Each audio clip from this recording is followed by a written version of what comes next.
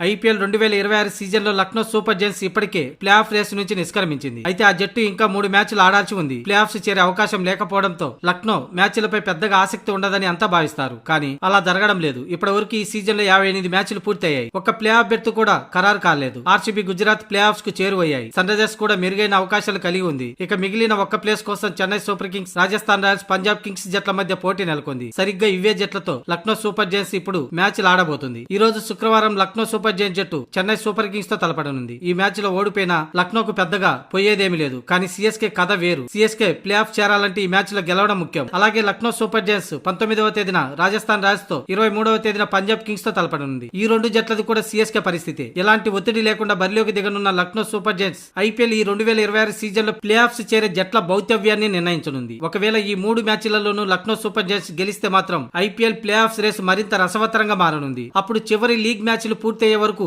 Play offs బెర్తులు ఖరారు కావు. ఈ నేపథ్యంలో టోనీ నుంచి నిష్క్రమించినప్పటికీ లక్నో సూపర్ జైంట్స్ మ్యాచ్లపై క్రికెట్ అభిమానులు ఆసక్తి చూపిస్తున్నారు. మరి రిషబ్ పంత్ టీం ఏ జట్టు ప్లే ఆఫ్స్ అవకాశాలపై నీళ్లు చల్లుతుంది, ఏ జట్టును ప్లే ఆఫ్స్ చేరుతుందనేది మరికొన్ని రోజుల్లో తేలిపోనుంది. ఇక ఈ రోజు సిఎస్కే తో లక్నో సూపర్ జైంట్స్ తమ సొంత గ్రౌండ్ ఎకనా క్రికెట్ స్టేడియం లో జరగనుంది. ఈ మ్యాచ్ లో సిఎస్కే గెలిస్తే టేబుల్లో 4వ స్థానానికి చేరుకుంటుంది. ఓడితే చివరి 2 మ్యాచ్ల్లోని సిఎస్కే గెలవాల్సిన పరిస్థితి ఉంటుంది.